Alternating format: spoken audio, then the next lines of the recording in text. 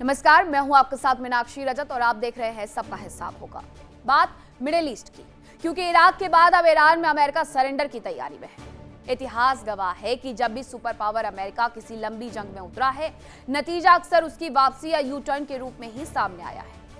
Iraq और अफगानिस्तान के अनुभवों के बाद अब तेहरान की मजबूत घेराबंदी ने अमेरिका की रणनीतियों को पूरी तरीके से नाकाम कर दिया है।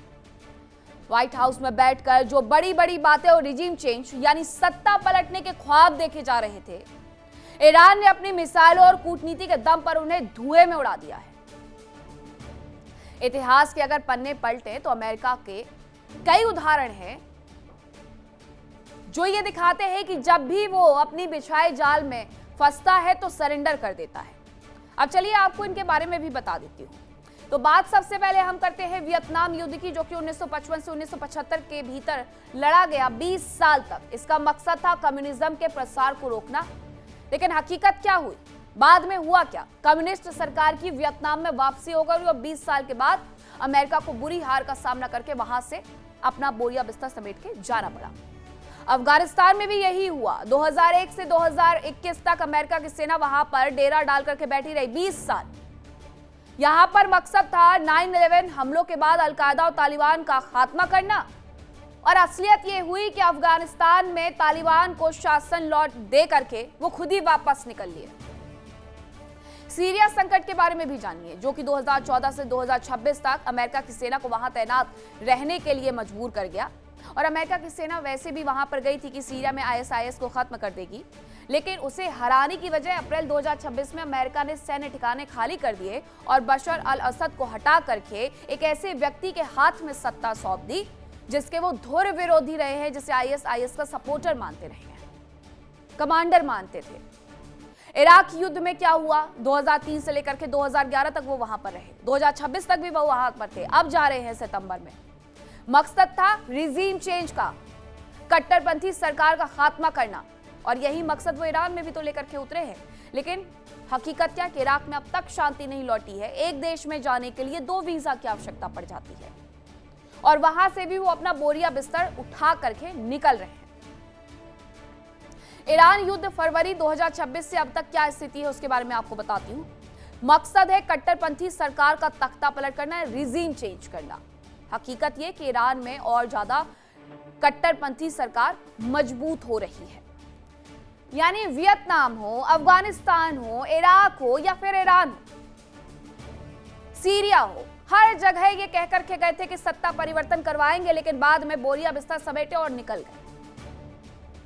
तंज कसने वाले कह रहे हैं कि डोनाल्ड ट्रंप की अकड़ अब सरेंडर करने को मजबूर हो रही है और अपनी आक्रामक बयानबाजी के लिए मशहूर ट्रंप अब ईरान के सामने भी बैकफुट पर है। कूटनीतिक गलियारों में यह चर्चा आम हो गई है कि अमेरिका एक और अंतहीन मोर्चे से अपनी जान छुड़ाने के रास्ते तलाश रहा है। इसकी झलक आपको ट्रंप के एक बयान में नजर भी आ जाएगी। पहले वो बयान देखें। lot of publicity, people would cover it. Very simply, Iran cannot have a nuclear weapon. That's it. Iran के कड़े रुख ने भी साफ कर दिया है कि खोखली धमकियों से अब पश्चिम एशिया के समीकरण बिल्कुल नहीं बदले जा सकते। हार मानने और पीछे हटने का यह सिलसिला दिखाता है कि दुनिया बदल चुकी है और अमेरिका की एक तरफा दादागिरी का दौर अब आखिरी सांसें ले रहा है। करेंगे चर्चा की शुरुआत, लेकिन उसके पहले एक छोटी सी रिपोर्ट देखिए।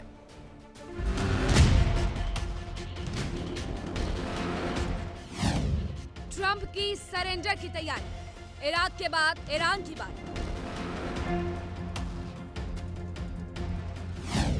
हार मानने को ट्रंप रेडी, ईरान ने अमेरिका की अकड़ तोड़ी।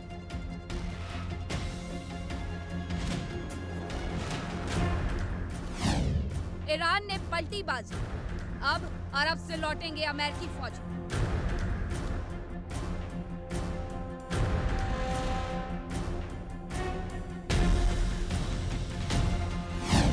ट्रंप के सारे इरादे नाकाम, खतरनाक व्यू रचा रहा तेहरान।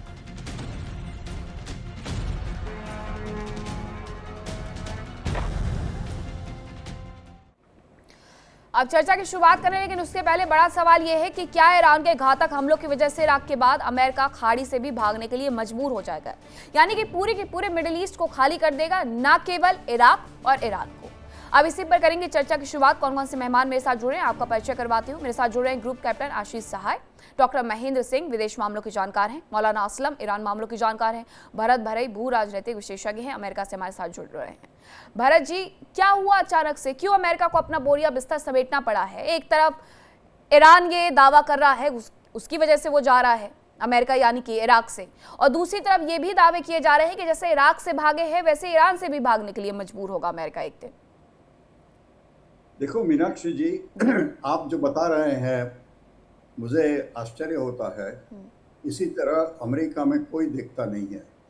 जब अमेरिका कहाँ भी जाता है तो एक पर्पस से जाता है। एक लोकतांत्रिक देश है, उसका प्रमुख हो या उसका सेनेट के अध्यक्ष हो या हाउस ऑफ रिप्रेजेंटेटिव के अध्यक्ष हो, दे आर अकाउंटेबल। किसी को उनको जवाब देना पड़ता है। वो सरमुखत्यार कोई सुप्रीम लीडर नहीं है कि जिसको किसी का जवाब नहीं देना पड़ता है। अब आप इराक की बात करें तो पहला इराक वॉर हुआ था और दूसरा इराक वॉर हुआ, उसमें से सद्दाम हुसैन को निकाल दिया। फिर उसकी जो डेमोक्रेटिकली इलेक्टेड सरकार है, तो अमेरिका को वहाँ रहने का कोई पर्पस है नहीं। इराक में सबको दे दिया राज। मिडल ईस्ट में भी ऐसा है कि जो खाड़ी के देश है वो ईरान से डरते हैं। उन लोगों ने 1970 से पहले ब्रिटेन के साथ संरक्षण करार थे, अब अमेरिका के साथ करार किया है। अमेरिका के बेटे वहाँ जाते हैं उनके रक्षण के लिए because of the defence treaty. अब जो डिफेंस ट्रीटी नहीं रही, मुझे तो मालूम नहीं है।